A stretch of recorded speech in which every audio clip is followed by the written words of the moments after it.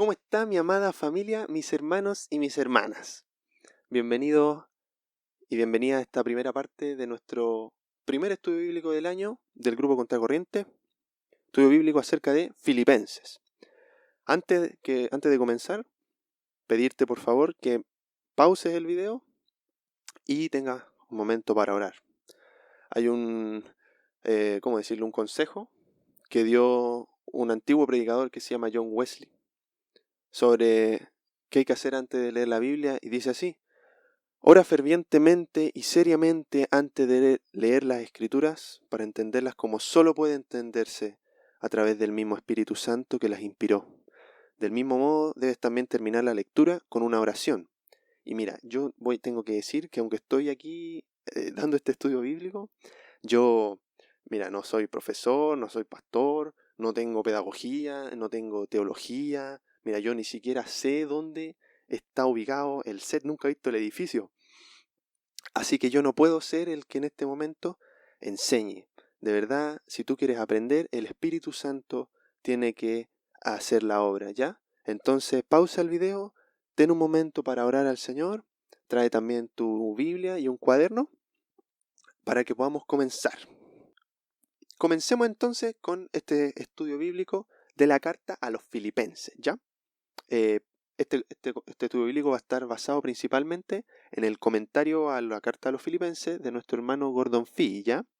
Un comentario bíblico que tú incluso puedes encontrar por internet, hay hasta unos PDF por si te interesa verlo.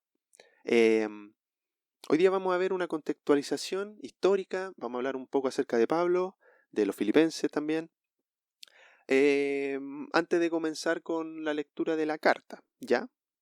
Pero antes, quizá tú te preguntas, quizá no, pero preguntémonos, ¿por qué estudiar la carta a los Filipenses? Como pueden suponer, chiquillos, los que participaron en la primera reunión de nuestro grupo en este año, dijimos que principalmente en este año nuestro grupo va a tener tres, por decirlo así, ejes o tres palabras clave en las cuales nos vamos a centrar a lo largo de todo el año, ¿ya? Las cuales son Cristo, evangelismo y apologética. O por decirlo de otra manera, el evangelio, que es Cristo, ¿no es cierto? El evangelio, anunciar el evangelio, que es el evangelismo, y defender el evangelio, defender la fe, que es la apologética. Y en esta carta vamos a enfocarnos principalmente en nuestro Señor Jesucristo. En el evangelio, esta carta está muy centrada en el evangelio y habla mucho acerca del evangelismo, de compartir la palabra, trata mucho esos temas. Entonces está súper buena para que nosotros la veamos este año, ¿ya? No habla mucho acerca de la apologética esta carta, pero sí la menciona un par de veces. Así que, ¿les parece entonces que comencemos con la introducción a esta carta a los Filipenses, ¿ya? En el capítulo 21 del libro de los Hechos, encontramos el relato de cómo Pablo, que iba camino a Jerusalén, llega a Jerusalén, pero es capturado por las autoridades judías, ¿ya? Y de este capítulo 21 hasta el 28, que es el último, se va a relatar los detalles de esta captura, los detalles del viaje que él tiene, porque él, estando preso, es enviado a distintos gobernadores, al gobernador Félix, al gobernador Festo, hasta el momento en que Pablo decide apelar a César, ¿ya? Era algo que tú podías hacer si estabas preso, y te mandaban a Roma para apelar ahí con las autoridades. La verdad no tengo entendido si directamente con César, pero seguramente sí. Y se relata en el capítulo 27 y el capítulo 28, los últimos dos capítulos, cómo Pablo emprende su viaje como encarcelado a Roma, ¿ya? Lamentablemente, el libro no relata su conversación que tiene con César, su conversación que tendrá ahí con las autoridades, pero relata su llegada a Roma, relata cómo incluso predica en Roma estando preso.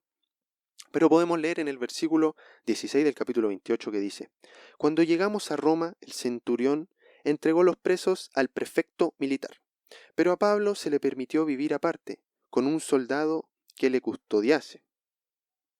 Perfecto. El versículo 30 dice: Y Pablo permaneció 2 años enteros en una casa alquilada, y recibía a todos los que a él venía. Pablo estuvo preso en Roma, en una casa alquilada, sí, pero al final del día preso, ¿ya? Tenía un guardia que lo custodiaba, él no podía salir, y como relata aquí Lucas, estuvo 2 años en esta cárcel. Y es estando preso aquí, que Pablo escribe varias cartas. La carta a los Efesios, la carta a los Filipenses, obviamente, a los Colosenses y también la carta a Filemón. De hecho, en los estudios bíblicos que se están haciendo en el canal de YouTube de Mata, del Templo Mata, están viendo las epístolas carcelarias, ¿ya? Que son las epístolas que Pablo escribió estando preso justamente en este encarcelamiento en Roma. Están enseñando Efesios, van a enseñar Filipenses el segundo semestre. Así que no vean ese, no mentira, sí, también véanlo para complementar los estudios. Van a ver Colosenses y también Filemón. Es así como entonces nosotros comenzamos este estudio asumiendo que Pablo va a escribir la carta a los filipenses estando preso en esta casa, estando preso, bueno, en esta cárcel, porque era una cárcel, desde Roma, ¿ya? Se cree tradicionalmente que estuvo preso entre los años 60 y 62, ¿ya? Hoy en día hay varios intérpretes que dicen que en realidad fue una fecha anterior, bueno, pero la creencia tradicional y lo que se está enseñando en Mata es que Pablo estuvo preso en Roma entre los años 60 y 62 y escribió varias cartas, entre ellas Filipenses, ¿ya?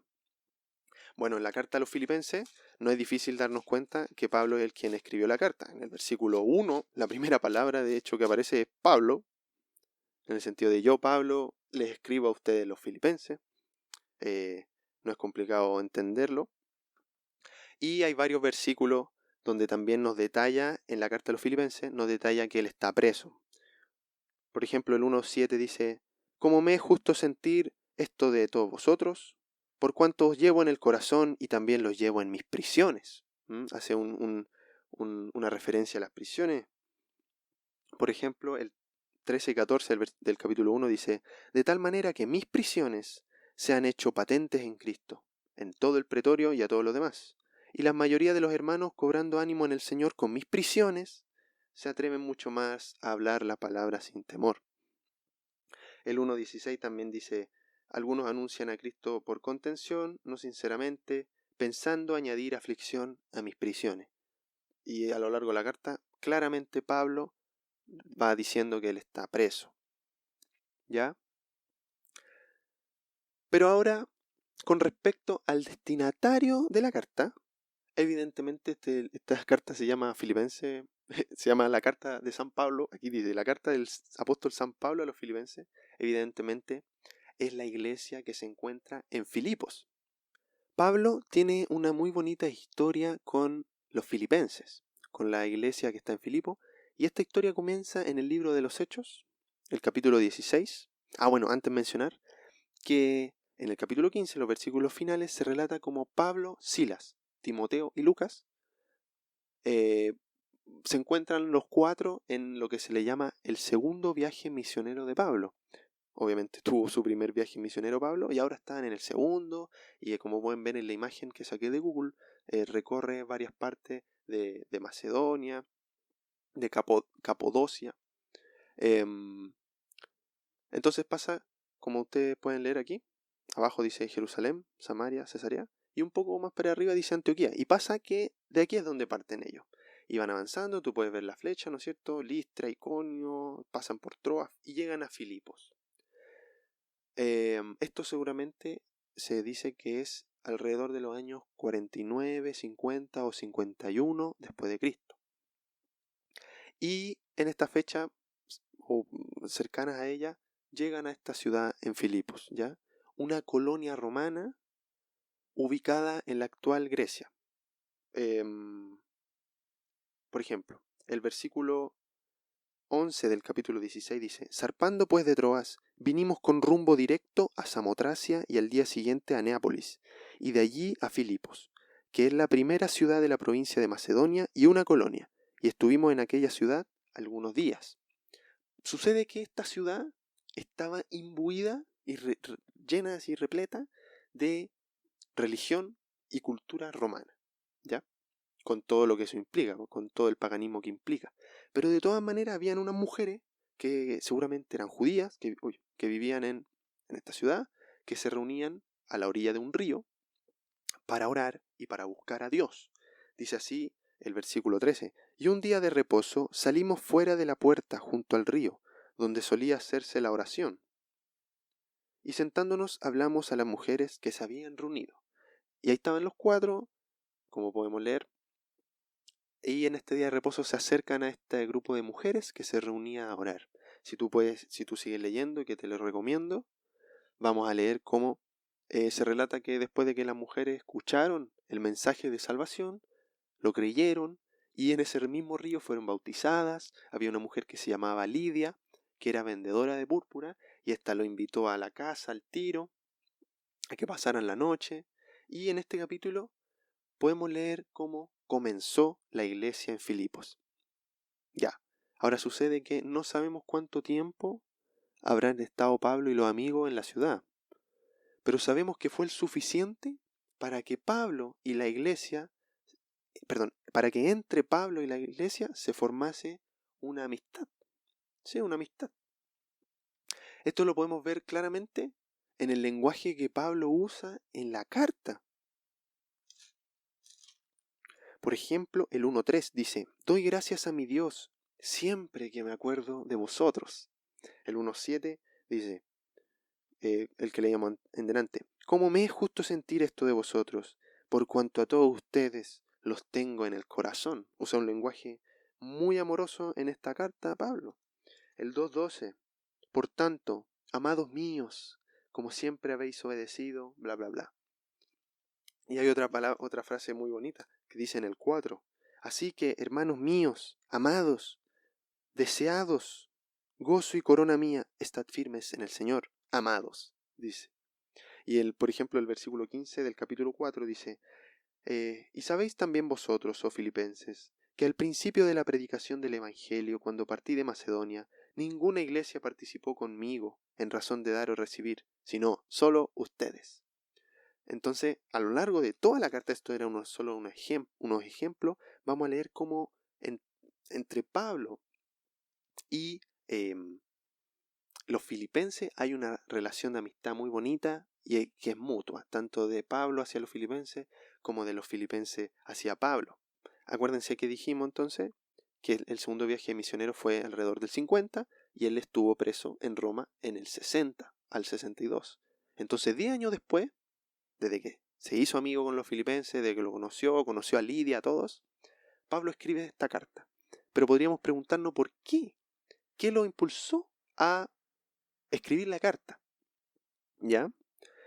Sucede que la iglesia en Filipos envió a Pablo una ofrenda mediante un mensajero que vivía en Filipos que se llama Epafrodito.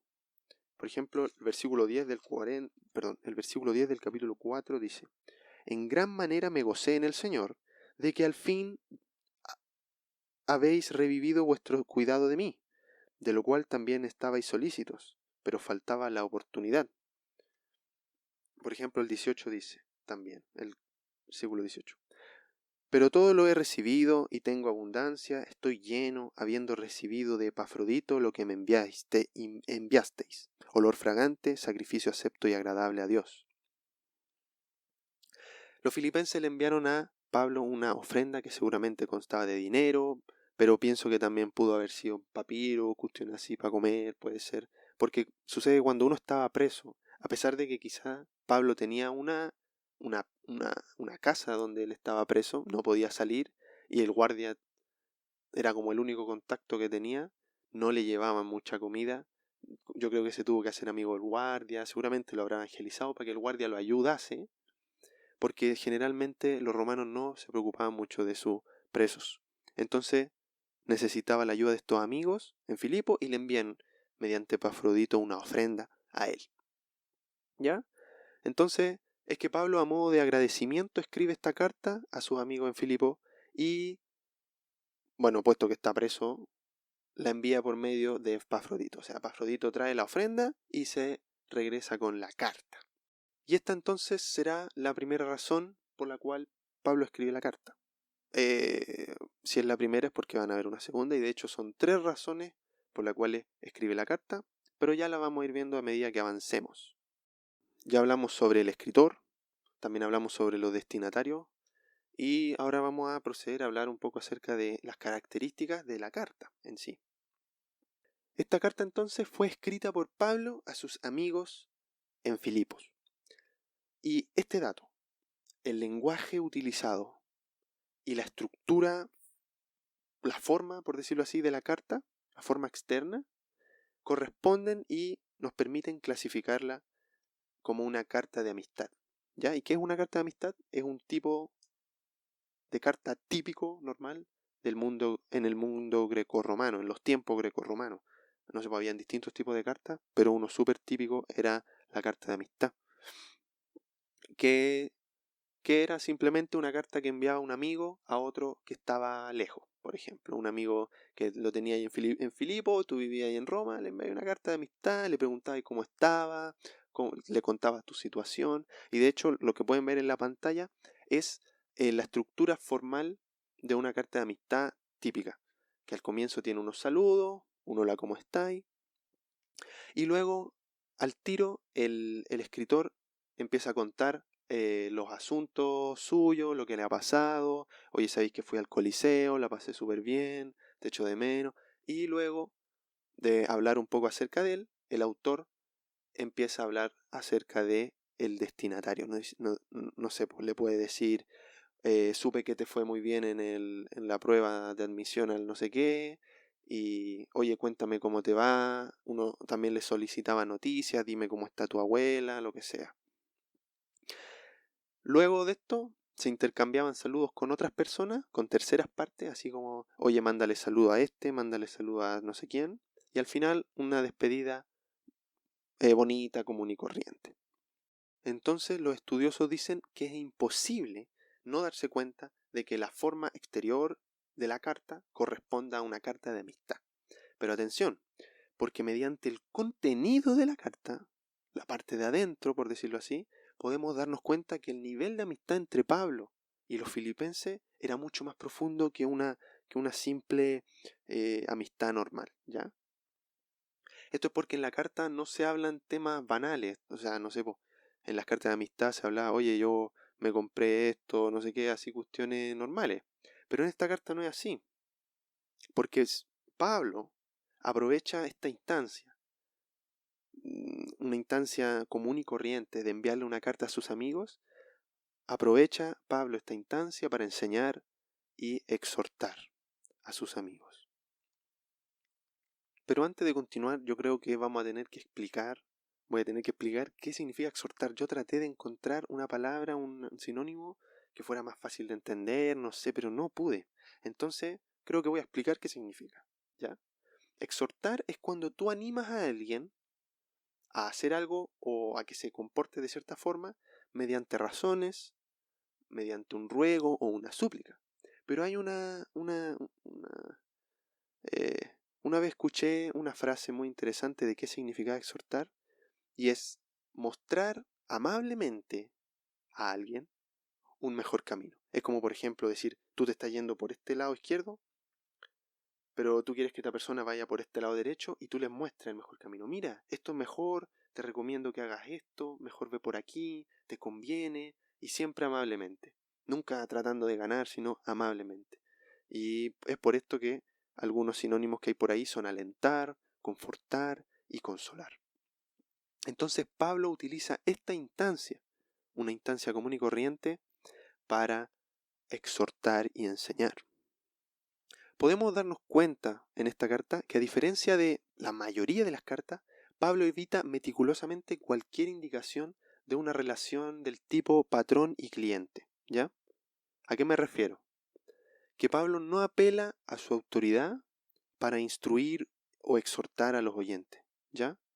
En el versículo 1 de la carta podemos leer cómo Pablo se presenta como siervo de Jesucristo y no como apóstol. cosa que solo pasa en Romano, en Tesalonicense, en Filipenses obviamente, y Filemón, y en toda la demás parte como apóstol de Jesucristo. ¿Y por qué hace esto? Es porque en las cartas seguramente nos vamos a encontrar con partes similares a esta. Por ejemplo, 1 Corintios 9:1. ¿No soy yo apóstol? ¿No soy libre? ¿No he visto al Señor Jesús, Señor nuestro? ¿No sois vosotros mi obra en el Señor? Si para otros no soy apóstol, para vosotros ciertamente lo soy, porque el sello de mi apostolado sois vosotros en el Señor. Contra los que me acusan, esta es mi defensa. Entonces, sucede que en muchas de las cartas, Pablo apela a su autoridad como apóstol para enseñar a los hermanos, para corregir. Hay a veces en cartas donde Pablo tiene que corregir y usa su autoridad como apóstol. Pero en esta carta no es el caso, sino que hace uso de su relación de amistad con los filipenses para comunicar el mensaje que quiere llevarles, ¿ya? No apela a su autoridad entonces, sino que apela a su amistad, apela a su relación mutua. Hay que mencionar también que una estrategia muy interesante que Pablo usa para enseñar en esta carta es enseñar en base al ejemplo. No enseña en base a la autoridad, no dice yo soy Pablo, apóstol, acuérdense, así que hagan lo siguiente, sino que dicen mírenme, yo me comporto de esta manera y soy feliz, así que ustedes también háganlo. Pues, parafraseando al extremo, ¿ya? Entonces diremos que Pablo escribió una carta que tiene la forma de una carta de amistad por fuera, pero cuyo contenido es el de una carta de exhortación. La epístola a los filipenses entonces va a ser una carta de amistad, pero con carácter o características de una carta de exhortación. Una carta de amistad con carácter exhortativo. Y esto, bueno, sencillamente significa que Pablo transformó una común y corriente carta de amistad en una oportunidad para enseñar y exhortar a sus amigos. Ya vimos al autor, a los destinatarios, la carta, pero antes de terminar hay que hablar acerca de la situación que estaban viviendo los filipenses, ¿ya? La situación en Filipos. Es de esperar que 10 años después de la fundación de la iglesia, porque fue fundada en el 50, ¿no es cierto? Y en el 60, 10 años después, es de esperar que la situación cambiase drásticamente, ¿ya? O por lo menos que no sea igual a la situación inicial. Y hay dos cosas que hay que mencionar, dos cosas que estaban sucediendo en la iglesia que hay que mencionar. La primera es el sufrimiento y los adversarios que tenían en Filipos, el sufrimiento que estaba padeciendo los hermanos, y lo segundo eran los posibles problemas internos que había en la iglesia, ¿ya? El primer punto es el sufrimiento y los adversarios. En el versículo 27 del capítulo 1 leemos: solamente, hermanos, compórtense como es digno del Evangelio de Cristo, para que sea que yo vaya a verles o que esté ausente, escuche de ustedes que están firmes en un mismo espíritu, combatiendo juntos por la fe del Evangelio, y en nada intimidados por los que se oponen. Importante, porque para ellos ciertamente esto es indicio de perdición, mas para ustedes es de salvación. Porque a ustedes os es concedido que a causa de Cristo no solo creáis en Él, sino que también padezcáis por Él, teniendo el mismo conflicto que yo tengo. De manera muy explícita, este pasaje deja claro que algo estaba pasando en esta colonia romana. Habían allí algunos que, como dice el 28, se oponían a la iglesia, se oponían al Evangelio. Y esta posición no era menor, porque el gozo en medio del sufrimiento es un tema muy recurrente en la carta, cosa que después vamos a ver con profundidad, ¿ya? El gozo en medio del sufrimiento se habla mucho porque al parecer el sufrimiento que estaban viviendo los filipenses era mucho. Hay otros pasajes que podemos leer para que no haya duda sobre que este tema del sufrimiento es muy frecuente en toda la carta. Por ejemplo, el 1:21 dice: porque para mí, Pablo dice, porque para mí el vivir es Cristo y el morir es ganancia. Lo dice en un contexto de que él estaba preso y de que él, aunque pensaba que iba a ser liberado, él estaba consciente de que podía morir en cualquier momento. El 2:17 dice, Pablo también dice, aunque yo sea derramado en libación sobre el sacrificio y servicio de vuestra fe, me gozo y me regocijo con todos ustedes.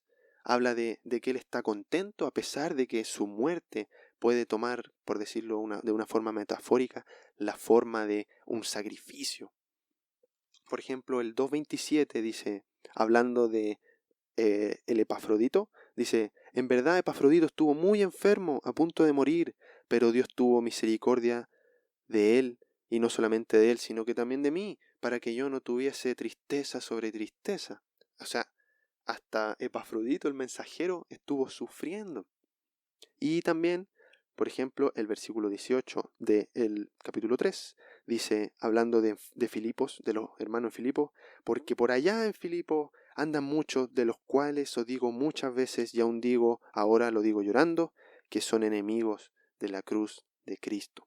Y el famoso versículo de Filipenses que dice, regocijaos en el Señor siempre, otra vez os digo, regocijaos, en el 4:4, es una clara señal de que algo estaba pasando, en el sentido de que Pablo suele enseñar, en este caso de estar alegre en medio del sufrimiento, porque seguramente había sufrimiento. ¿Me entienden? No hablaría del gozo en el medio del sufrimiento si en realidad están todos contentos. Entonces podemos estar casi seguros, o sea, podemos estar seguros porque los estudiosos lo dicen y en realidad podemos darnos cuenta nosotros los que somos normales de que había un sufrimiento en Filipos. Además, en el versículo 30 del capítulo 1 leíamos cómo Pablo daba a entender que él también estaba teniendo el mismo conflicto que los filipenses, diciendo, teniendo el mismo conflicto que ustedes han visto en mí, yo lo tengo, el que tienen ustedes. ¿Cuál era este sufrimiento?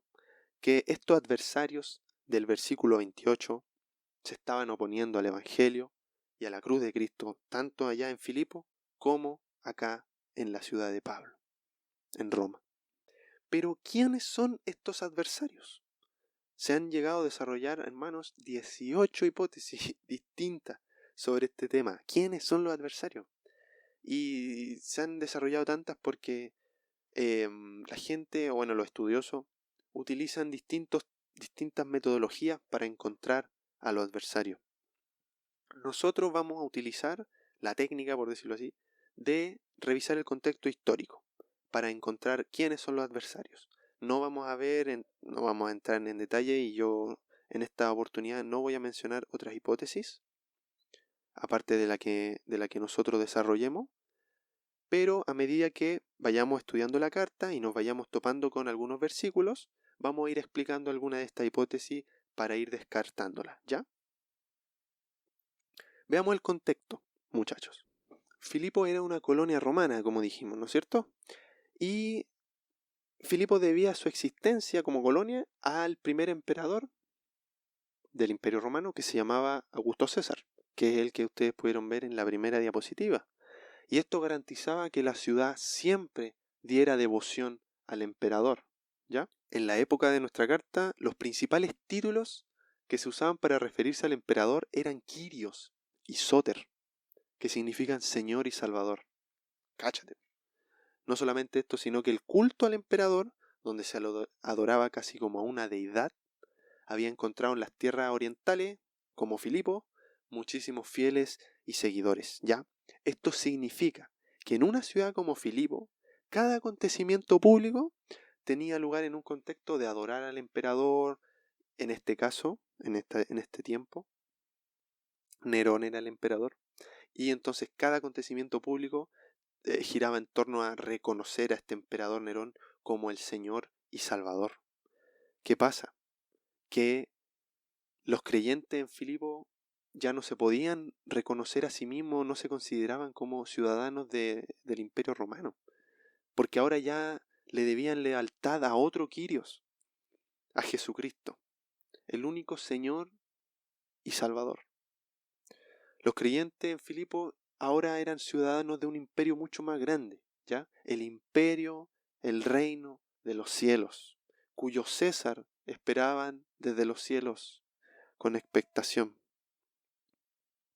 Esto habría producido el odio y la persecución por parte de las autoridades, seguro, ¿ya? Los fieles al emperador, seguro que tenían vuelto locos a los cristianos, po. La violencia, la cárcel, la muerte, no habría sido una realidad muy distinta a la que vivían los filipenses.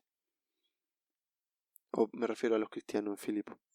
Y como ya dijimos, esta oposición también la estaba viviendo Pablo en la capital, porque estaba preso, siendo cristiano, estaba preso por ser cristiano.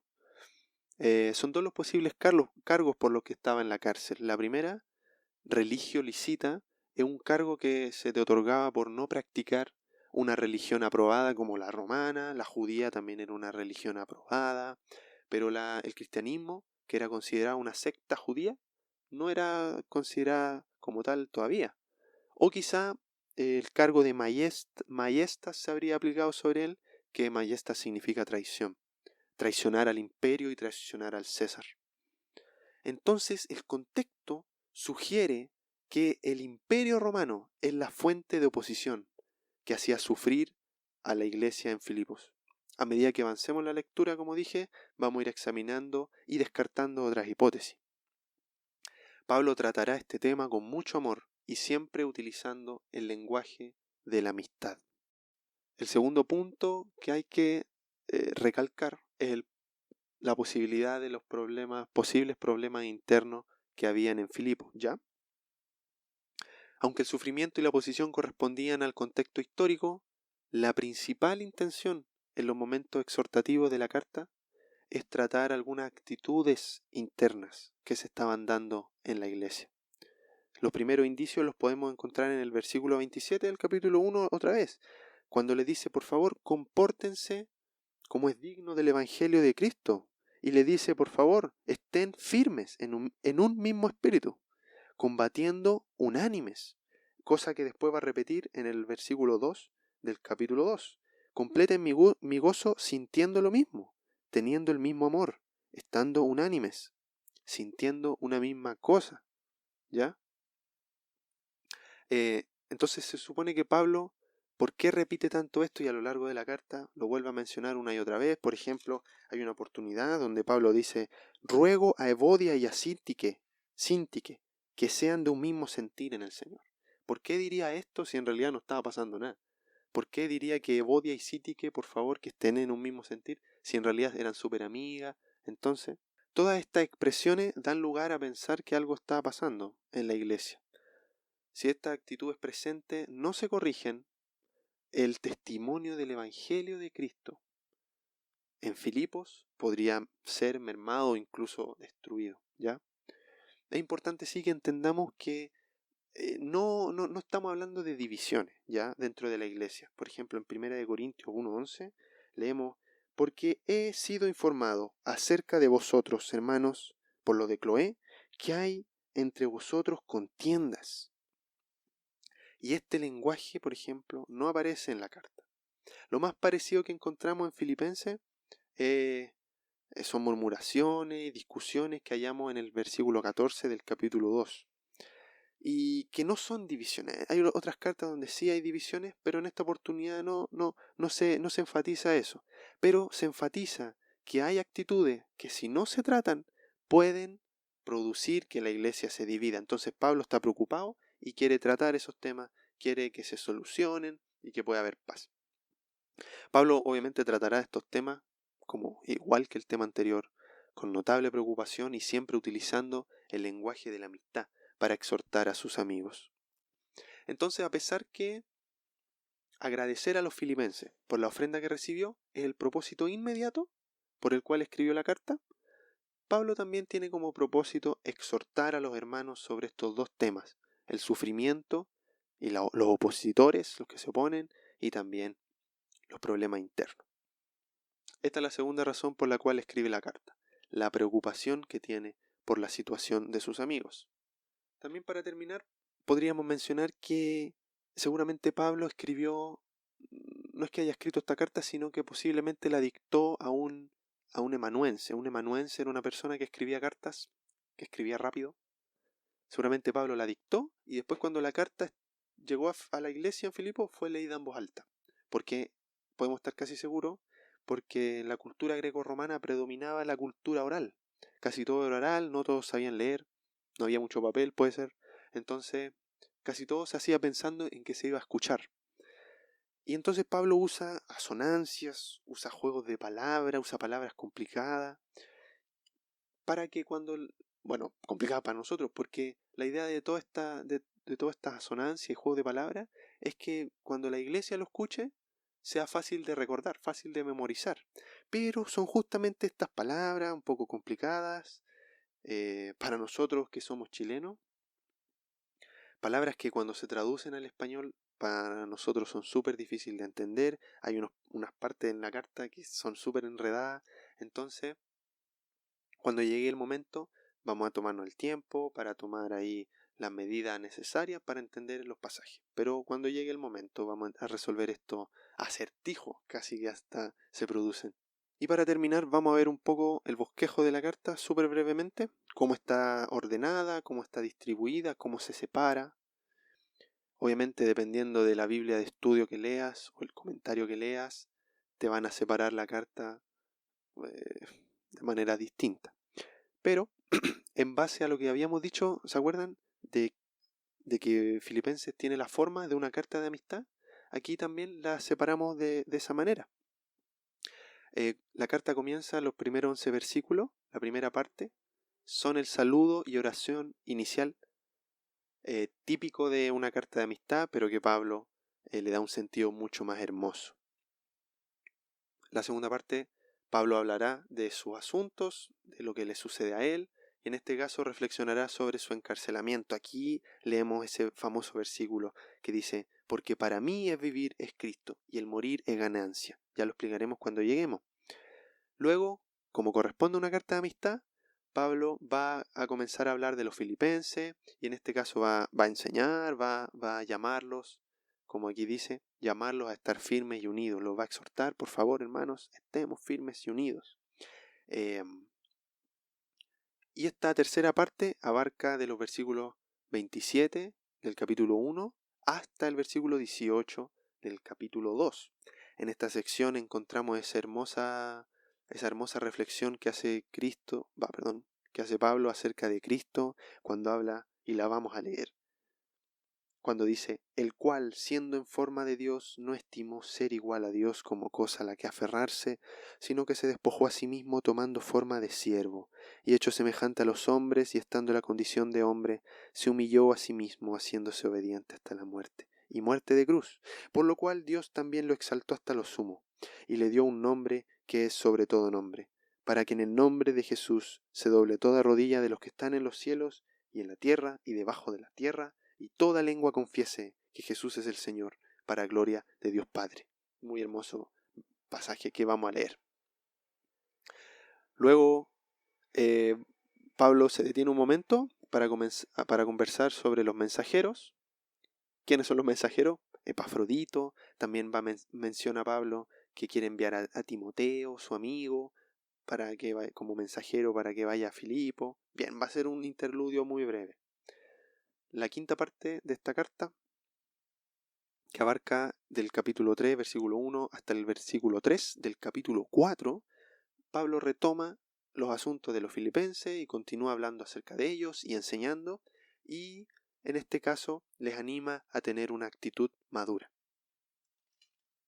Ya en esta porción también encontramos ese famoso verso que dice, ciertamente aún estimo todas las cosas como pérdida, por la excelencia del conocimiento de Cristo, mi Señor, por amor del cual lo he perdido todo y lo tengo por basura, para ganar a Cristo. Ya me encantaría que lleguemos a esa parte muy rápidamente. Y como corresponde a una carta de amistad, al final va a dar unos consejos finales, va a hacer esto que decíamos de saludar a terceras partes y se va a despedir. Esto va a abarcar casi todo el capítulo 4, del versículo 4 hasta que termine la carta. Vamos a tomarnos entonces un video para cada parte de la carta.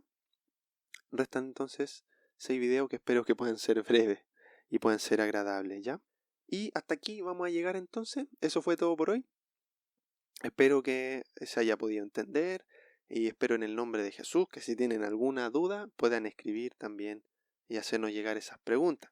Y para despedirme, permítanme usar las palabras del apóstol Pablo cuando dice que la gracia del Señor Jesucristo sea con todos vosotros. Amén.